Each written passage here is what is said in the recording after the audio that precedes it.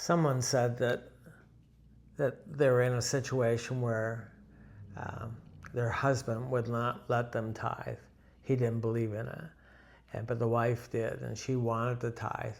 And we just said, just do it as unto the Lord as you can. You may not be able to tithe on the general income that come in the house, but there's a way. If your heart is really determined to do it, there's a way. Even if it's your PIN money or allowance money or however you get it, selling eggs. I remember reading about Mrs. Moody selling eggs, and she'd bring her eggs to church to sell, and people were put out that she wouldn't give those eggs away. She would take the pennies for the eggs, and it wasn't until she died that they found out the money wasn't for her. She had pledged that money to support orphans by name that were written in her journal, and that egg money was to support them. So she didn't feel that she could just give the eggs away because it had to go to the support of those orphans. I think if your heart is in it, there's a way to do it. Someone said, does it have to be 10%? I don't know exactly. I don't want to mess with it with what you're doing. For us, it's a starting place of 10%. The reason we arrived at that is we knew the Old Testament is the schoolmaster of the Old Testament. If it wasn't for the Old Testament, we would not understand the New Testament. If it wasn't for the Old Testament, we would not understand the pleasure of God or the will of God. It was his decision, his will. He set the mark at 10%. So we just knew that anything less than 10% wasn't going to do it because we wanted to please the Lord. And so that was our goal from the beginning. So after that, we could tweak it, we could adjust it, we could do less, or we could do more and then do offerings beyond that. But we never did less than 10% because we knew that was what was required by the Old Testament law, and that's our schoolmaster to teach us what pleases the Lord. I also want to highlight a verse in Proverbs 3, verses 9 and 10. And it doesn't mention tithing, but it's Old Testament. But Proverbs is unique. Proverbs is really not Old Testament, it's not New Testament. It's found in the Old Testament, but it's such a different way of thinking. And here's what the writer of Proverbs says in Proverbs chapter 3, verses 9 and 10. He says, honor the Lord with the first fruits of all your increase, that your barns may be full. So it's the same kind of concept that you give first, that's faith, and then the Lord looks after your basic needs. And he says to give the first fruits. And this concept of first fruits is huge. There's lots of it in the Bible. Talk about first fruits. The Lord required of the children of Israel to set aside grain and grapes and anything that grew, that they were to set that aside. They were to capture the first lamb that came out during the lambing season, separate that. They would actually wrap it up in a special cloth and put it in a manger to separate it, to make sure that they could say that was the very first one that was born. We want to keep it without blemish. We don't want it to get dirty. And therefore, we're going to separate that, which is the word sanctification.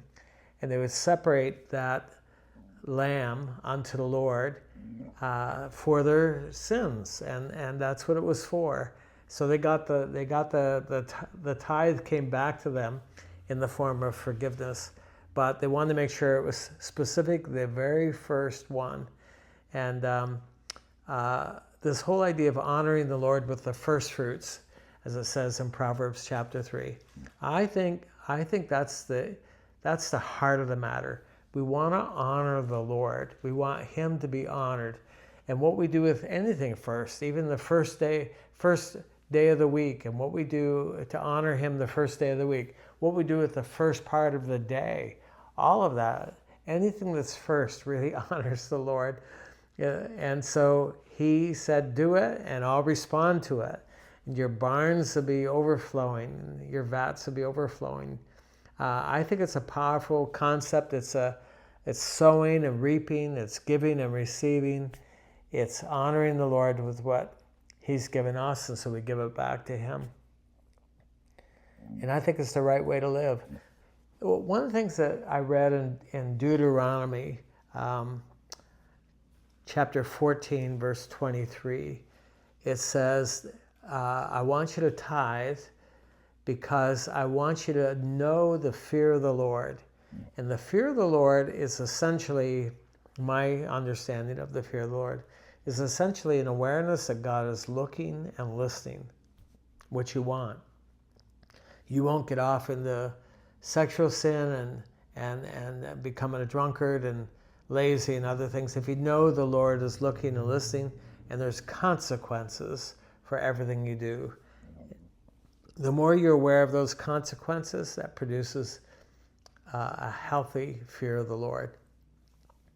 He said if you tithe, it'll produce the fear of the Lord inside of you. And I thought about that, and I thought, well, of course it will, because nobody else knows whether you really tithe.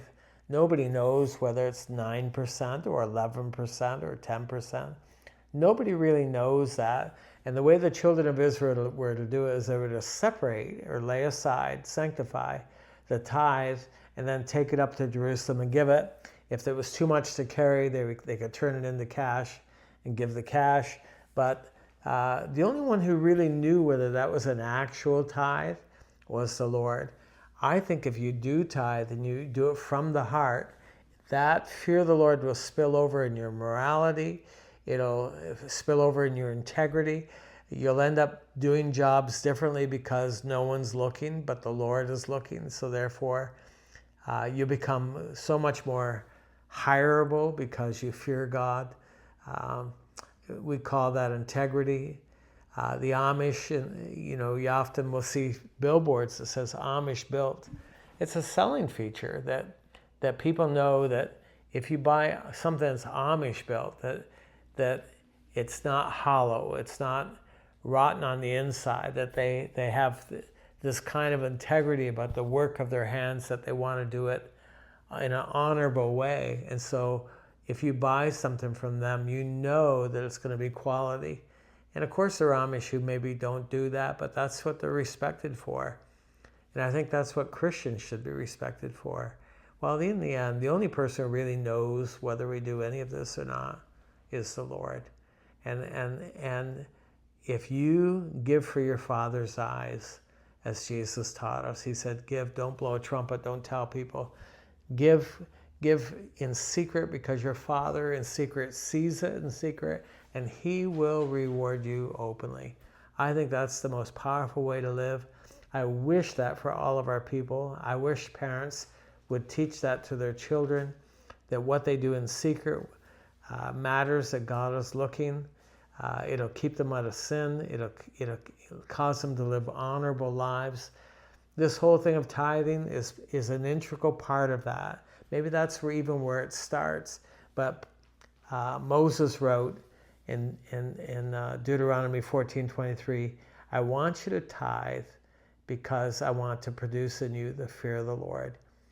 Deuteronomy 26 is powerful. I'll stop with this, but Deuteronomy 26 is a guy collecting everything that he's laid up for the Lord all year long, and he brings it to the Lord, and he lays it down at the feet of the priest and hands the priest the basket of all that he's brought.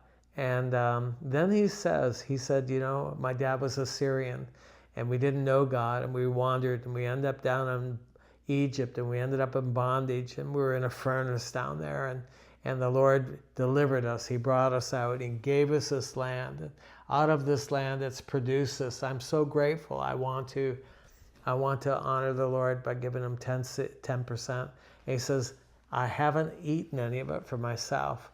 I haven't spent it on anything unclean. I haven't given it to the dead. He lists a number of things, but it's a beautiful prayer that shows the attitude of tithing. And next time you write a check, you're going to put it in the offering box, or you're going to use the app and you're going to give, I would say stop. pray. Say, I was in bondage. I was in bondage to the hand of him who hated me. God set me free. He delivered me. He's invested in my life. He's given me so much grace. Out of the gush of my heart, I want to give back. I'm doing this because he gave to me, because he blessed me. I think stopping and praying, savoring the moment, letting it sink down in your heart as to why you're doing it, to whom you're doing it. I think that's the best way to train our kids. We should teach them how to do that. Let them be part of the process. Let them put the money in the offering, but tell them to stop and thank the Lord and honor the Lord. I think that's what it's all about in the end.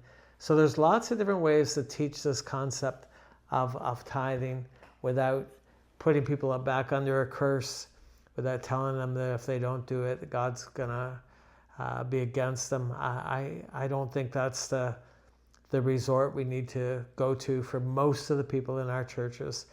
There are some people who don't want to give. I would just say, tell them, well, take that up with the schoolmaster.